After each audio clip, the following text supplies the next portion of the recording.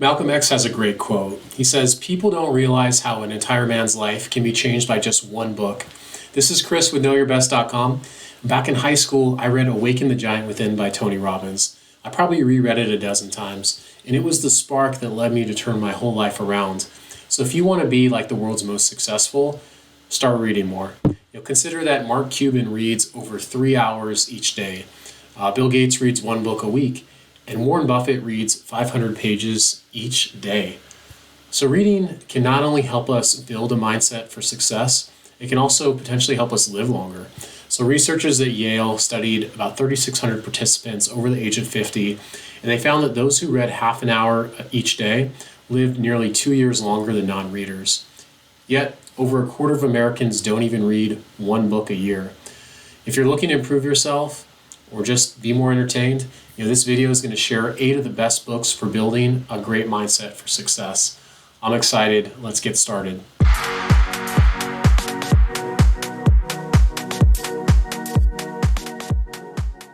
The first book I'll recommend is Principles by Ray Dalio. Ray Dalio is the founder of Bridgewater Associates. It's the world's largest hedge fund. He's often called the Steve Jobs of investing. Dalio made Bloomberg's 100 Richest People and Time Magazine's 100 Most Influential lists. He released the book in 2019, became a New York Times bestseller, explores the principles underpinning Ray's success in life and business. My favorite line from it is that you don't need to know everything, you just need to recognize what you don't know. So many people try to know everything and anything that could be useful at some point. Instead, know the essentials and then find the right experts and resources to fill in your knowledge gaps. In other words, don't try to be a know-it-all. Another great book, and number 2 on this list, is The Dip by Seth Godin. Seth is a former internet entrepreneur and an author of about 17 best-selling books. The Dip is a short but punchy read that answers a key question, which is, when should I quit and when should I stick it out? The best line from the book, in my opinion, is that a woodpecker can tap 20 times on 1,000 trees and get nowhere, but stay busy, or he can tap 20,000 times on one tree and get dinner. He makes the point that society rewards the best in any field with 10 times the rewards of number 2. Everyone wants to dine at the best restaurant, see the best rated movie, etc. It's way more lucrative to win the gold versus the silver or the bronze. So go after what you could be the best in your niche and forget everything else. My third favorite book is The Power of Habit by Charles Duhigg. Charles Duhigg is a Pulitzer Prize-winning journalist. He's also was a reporter for the New York Times. And The Power of Habit is a best-selling 2012 novel that explores the science of habit formation. Duhigg makes the point that habits dictate our actions. And since positive actions develop our mindset for success, positive habits are the root of all achievement. So instead of trying to get super motivated and build some unstoppable willpower, just try to instill positive habits that will weather any emotional state. The best line from the book, rather than trying to change every habit at once, start with the ones that can have ripple effects.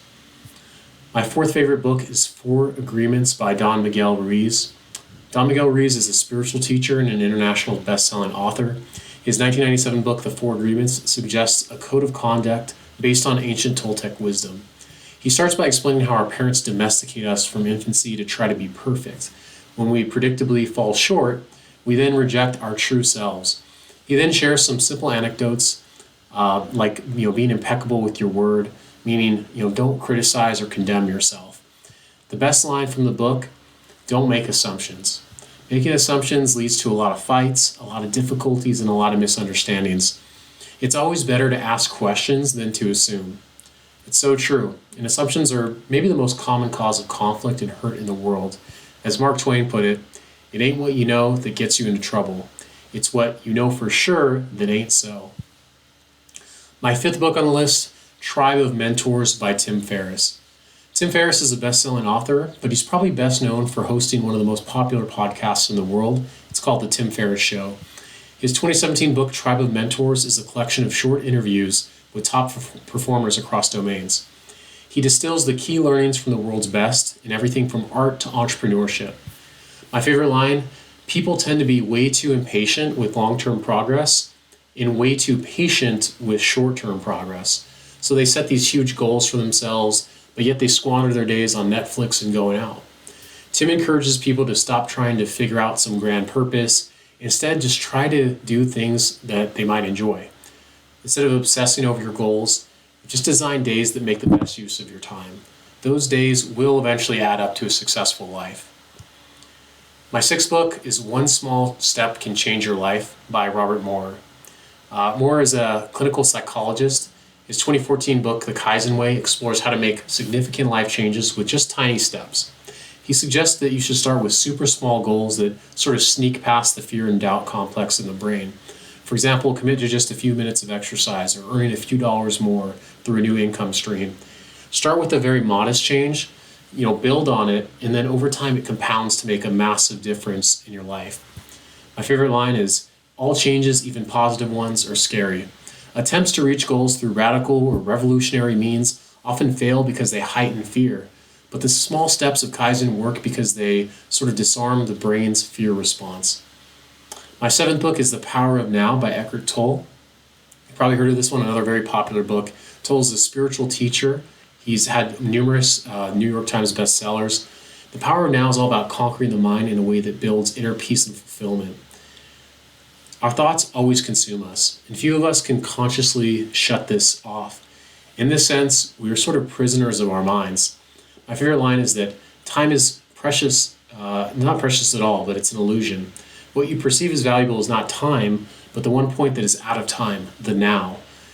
Tolle recommends techniques like meditation to live more consciously in the present moment, and he says we should seek to be present in all situations. My eighth favorite book is The One Thing by Gary Keller. Gary Keller was the founder of Keller Williams, one of the largest real estate firms in the country. His 2013 book, The One Thing, asks a great question.